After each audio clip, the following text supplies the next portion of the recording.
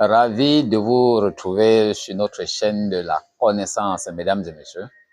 Alors, savez-vous que les enseignants, en particulier les enseignants du primaire ou de la maternelle, ont cet avantage qu'ils baignent dans des vibrations de très bonne qualité.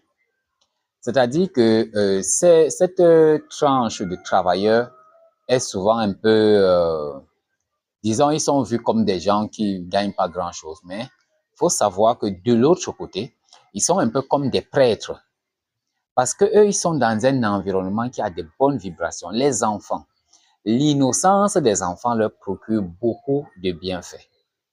Observez bien les enseignants, surtout les enseignants du primaire. Vous allez remarquer qu'ils tombent moins malades. Et la plupart d'entre eux vieillissent.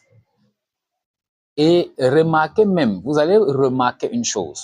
Si vous connaissez beaucoup de gens d'âge mûr, dont les pieds gonflent souvent, vous savez, il y a des maladies dues à l'âge, oh, j'ai mal au pied, ainsi de suite. Vous regardez très souvent les enseignants qui ont longtemps enseigné. Je ne veux pas dire quelqu'un qui a tenu la crête 10 ans ou quelqu'un qui travaillait au ministère de l'Éducation de base. Ce n'est pas ce que je dis. Je parle des enseignants.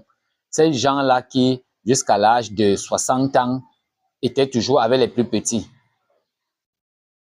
Ces gens qui, jusqu'à un certain âge, ça dit que ils ont travaillé par exemple de 20 ans jusqu'à 55 ans, 60 ans, ils étaient toujours avec les plus petits.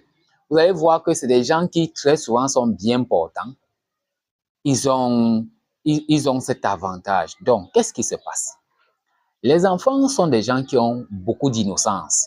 Donc, le milieu d'une salle de classe a une vibration comparable à celle d'une église où on prie réellement, disons en étant sérieux, pas des églises où, vous savez, malheureusement, je suis désolé de le dire, il y a beaucoup d'églises aujourd'hui où on fait d'abord des cultes noirs dans la nuit avant de venir le lendemain matin, voilà, faire le culte ordinaire. Mais une église sérieuse où la fréquence vibratoire est élevée, la salle de classe, le milieu de classe est comparable donc à ces milieux-là. Les enfants, bien sûr, tous les enfants ne baignent pas dans des divines vibrations. Mais il faut savoir que le quanta, ou alors, qu'est-ce que je veux dire, le niveau de vibration que dégage un enfant tout petit. Alors, je vais vous prendre un exemple. Si vous avez un enfant qui vous porte chance, si par exemple, par chance, vous accouchez un enfant qui vous porte chance, vous allez voir, remarquer que tout petit, lorsque l'enfant est tout petit, vous gagnez beaucoup d'opportunités et ces opportunités commencent à baisser au fur et à mesure que l'enfant grandit. Tout simplement parce que l'enfant vient avec un fort potentiel et puis au fur et à mesure qu'il reçoit la mauvaise éducation qu'on lui donne, à savoir, il faut avoir peur de l'eau parce que c'est froid glacé, il faut avoir peur du feu parce que ça brûle. Bien évidemment, c'est vrai, mais ce sont des données d'un monde limité, ce sont des données d'un monde de la matière. Alors que et cela affecte donc un certain savoir, une certaine innocence. Malheureusement, on ne peut pas faire autrement. Je ne dis pas que les gens ne doivent pas bien éduquer leurs enfants. Continuons toujours de bien éduquer les enfants comme on le fait. Mais tout en sachant que lorsque nous sommes dans les vibrations, lorsque nous sommes dans une salle de classe, nous sommes comme dans une église. Les vibrations sont très bonnes. Les vibrations sont tellement bonnes. Donc, si vous avez la chance de vous faire entourer d'enfants, et je vais profiter de ça pour dire également quelque chose. Vous savez, nous sommes sur une chaîne de connaissances. Vous allez remarquer que nos parents d'avant aiment beaucoup rester avec les enfants. Vous allez remarquer ça. C'est-à-dire, quand vous avez des enfants, ils disent non, envoie-moi le plus petit, je veux rester avec lui. Ce n'est pas anodin, ce n'est pas pour rien. Nos anciens connaissent beaucoup de choses. Malheureusement, vous savez que les gens avec le modernisme, ce qu'on appelle le modernisme, ils ont vraiment perdu les repères complètement. La personne âgée que vous voyez là connaît que quand j'ai un petit enfant à la maison, c'est comme les vases communicants. Vous voyez, quand j'ai un petit enfant à la maison, je bénéficie, c'est-à-dire qu'une bonne partie de l'innocence de cet enfant va être comme un médicament. C'est un médicament en fait pour l'adulte. Donc, ça veut dire que quoi? La force de l'enfant est plus puissante, elle est plus forte que la force du parent, de l'homme du troisième âge ou de la maman du troisième âge. Donc, elle sait qu'avec la présence des enfants, elle se nettoie. Elle alimente son premier chakra. Le premier chakra, nous allons voir ça, nous espérons en parler dans les prochaines vidéos. Le premier chakra se trouve en dessous là, au niveau du plexus pelvien.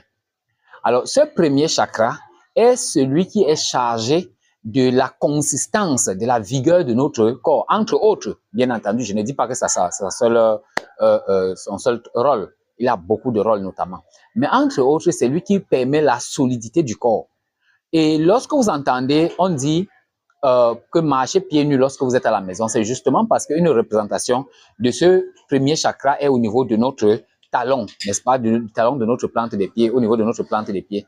Ça permet en sorte que justement, quand nous marchons, on puisse le dégager. Dégager, donc au travers de ce satellite au niveau de nos pieds, dégager les souillures qui l'empêchent de bien s'exprimer. Et donc, quand un enfant vient rester donc chez une maman, et c'est pour cela même qu'à un moment donné, certains parents étaient vraiment intransigeants, intraitables là-dessus. Les vacances, vous m'envoyez les enfants. Je ne veux rien comprendre. Vous m'envoyez les enfants. Parce que ces parents ont besoin des enfants pour se ressourcer. Mais ici, là, c'est quelque chose, ce n'est pas comme un vol d'énergie.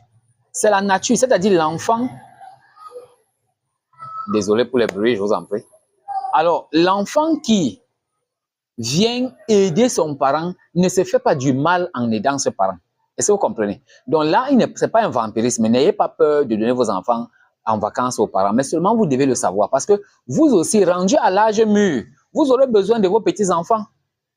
Donc, quand vous regardez chez les Blancs, par exemple, où on prend les vieux, les seniors, on les met dans des maisons là, on dit que maisons, c'est une façon de les détruire.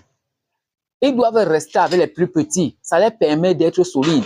Et aussi, ces plus petits, quand ils vont grandir, ils seront aussi plus âgés. Ils vont aussi avoir leurs petits-enfants à la maison. Ils vous aident, vous allez au boulot, eux, ils sont à la maison. Ils restent avec les petits-enfants qui ne partent pas encore à l'école. Et c'est important. C'est comme ça que la nature fonctionne. On exploite les qualités. Donc, c'est très important. Alors, n'ayons donc pas peur de confier nos petits-enfants, les tout petits, à nos personnes, à nos seniors, parce que justement, ils ont beaucoup d'amour à leur donner. Ils regardent les enfants tellement affectueusement parce qu'ils aiment. Vous savez qu'il y a un âge auquel, quand vous arrivez à ce niveau-là, vraiment, tout ce qui compte pour vous, c'est l'être humain. Vous avez commencé déjà à vous détacher des biens matériels, de ce que vous avez ou ce que vous n'avez pas. Mais c'est vraiment la personne, l'être humain qui commence à compter là. Ce qui compte pour vous, c'est l'être humain. Et donc, vraiment, rester avec les enfants, ça leur donne du baume au cœur et ça permet même pour eux d'oublier certaines de leurs souffrances. Vous voyez? Donc, justement, il faut savoir que la personne qui a la grâce, qui a la chance d'être un enseignant aujourd'hui, je vous assure, c'est une chance. C'est une chance que bon nombre de personnes ne voient pas. Donc, et quand vous êtes justement un enseignant, soyez heureux de votre métier. C'est un métier. Vous êtes même plus qu'un prêtre, vous êtes plus qu'un parent, parce que vous encadrez des anges, vous encadrez des anges. Alors, les enfants viennent sur Terre, les enfants viennent dans ce monde avec différents niveaux de vibration. Restez toujours sur cette chaîne de la connaissance, nous allons vous parler des âmes nées réalisées, des âmes nées non réalisées. On va voir ce que c'est, on va voir beaucoup de choses qui concernent les enfants. Donc, pour ne pas faire une vidéo très longue, on va s'arrêter à ce niveau-là. Je vous remercie pour tout ce que vous faites pour la chaîne. Merci de liker, merci de partager. Merci de vous abonner, de faire grandir cette communauté. Alors, retrouvons-nous donc dans une prochaine vidéo. Ciao.